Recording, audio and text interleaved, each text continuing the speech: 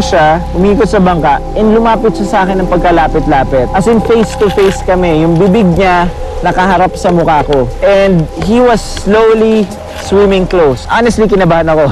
Kasi di ko rin to nakitang behavior dun sa mga previous na paglangoy ko with them, no?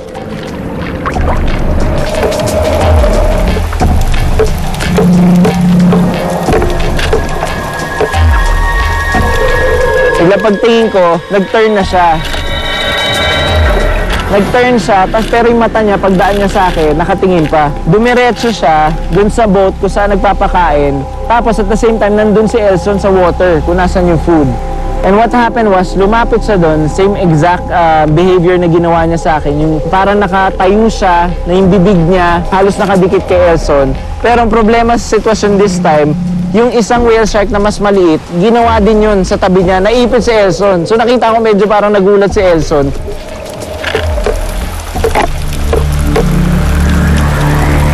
Pero kung tutuusin, ang ganitong ugali ay maaari nilang ikapahamak, lalo na sa mga taong nais silang gawan ng masama tulad na lang ng mga poachers. Hindi ko pa masabi kung ano talaga yung behavior na yon. Kasi maaring sa mga ganong oras, kasi hapon na namin ginagawa, mas lumalapit sila sa mga tao o maaring sa umaga ay mas lumalayo sila. Pero dahil ito nga ay isang initial na eksperimento, wala pa akong maiko-conclude kung ano yung ibig sabihin ng ganon na behavior.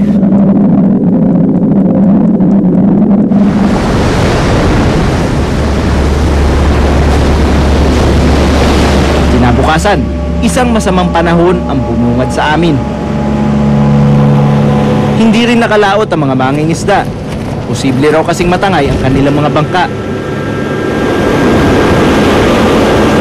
Kung iisipin, kapag nagpapatuloy na laging nasa mababaw na parte ang mga tuki, posibleng madala sila ng alon sa pampang at ma-stranded.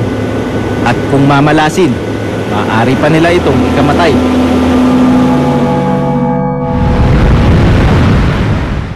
Sa aming ika-4 na araw, isang magandang balita ang aming natanggap. Ang grupo ni Sandro, dagdag na bilang ng mga butanding sa Pilipinas.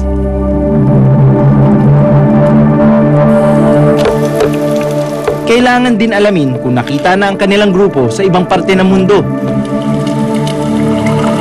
Migratory o manlalakbay kasi ang mga tuki o butanding. Malimit sila makikitang dumaraan sa mga tropikal na lugar na gaya ng bansang Mexico, Belize, Galapagos Island, Mozambique, Australia at Timog Silangang Asya. Mapalad ang Pilipinas dahil makikita natin silang dumaraan para kumain.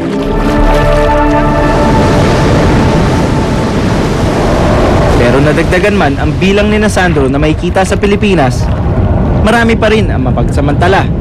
At kung minsan, hindi rin sapat ang regulasyon para maprotektahan sila.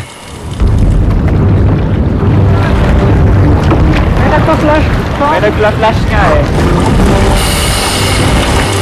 May mga pasaway na foreigners na gumagamit pa rin ng flash.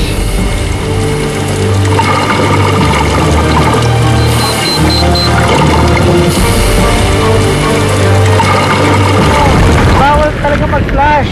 Nasa regulations. Iyan na yan. O, palit naman tayo. At ang isang ito, hindi na naiwasan na hawakan ng tuki.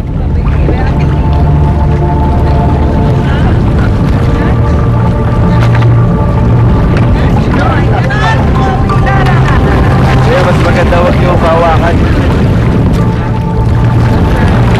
Diba nasa guideline? Sa ginawang international regulation para sa pakikisalamuha sa mga butanding, bawal hawakan ng mga ito dahil maaari makakuha tayo ng sakit sa kanila o di kaya makakuha sila ng sakit sa atin.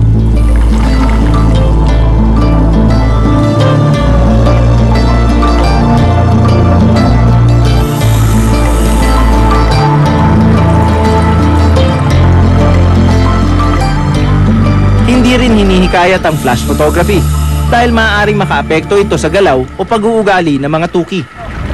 Nagalikod mo.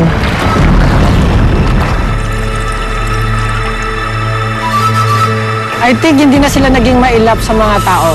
Kahit anong lapit na gawin mo, kapag kumakain sila, wala silang pakialam. Nakita ko rin siguro yung effect nung kapag meron mga divers, kasi hindi sa Donsol o sa ibang parte ng Pilipinas, hindi ina-allow ang mga divers.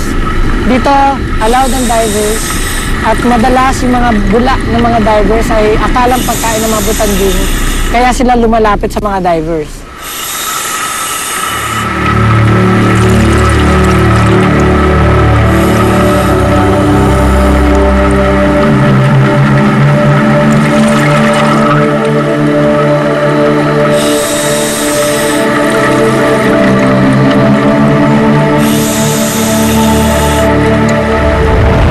Dami ng turista. Halos maubos na ang uyap na dala ng mga mangingisda. Well, ilang yung well shark mo?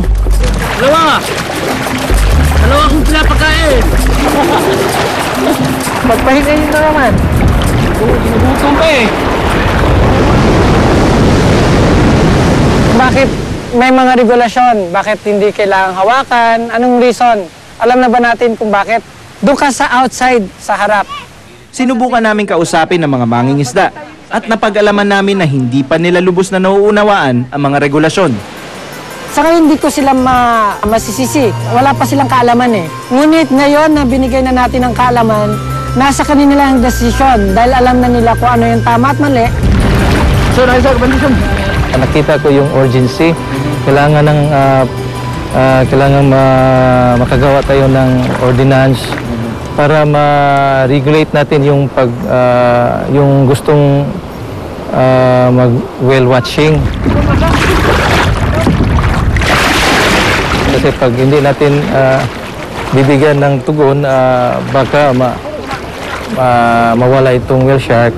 Saka sayang naman sa gustong makakita nitong whale shark sa atin.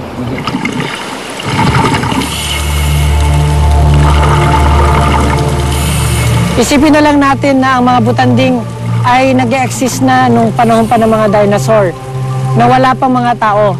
Walang nagpapakaing tao sa kanila.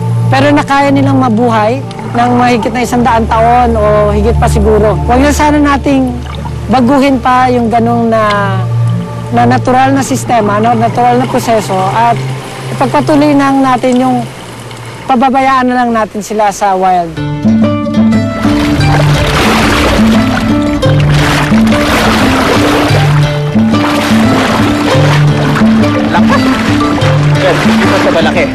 Sa loob ng isang linggong pakikisalamuha namin sa mga tuki, marami kaming natutunan. Sa unang tingin, nakakaaliw ang kanilang paglapit sa tao. Pero kung tutusin, pilit na natin silang binabago. At sa hinaharap, kung magpapatuloy ang ganito, hindi nakakapagtakang hindi na natin makita ang mga tuki kahit pa sa malayuan.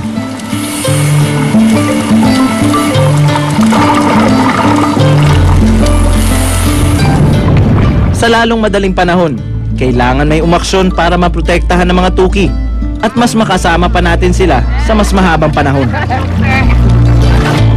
Napakalaki ng mga hayop na to at talagang pag nandiyan ka na sa harap nila, manliliit ka. Pero at the same time, marirealize mo na kahit gaano ka mang kaliit sa harap ng mga hayop na to, ikaw lang ang may kakayahan na protektahan sila.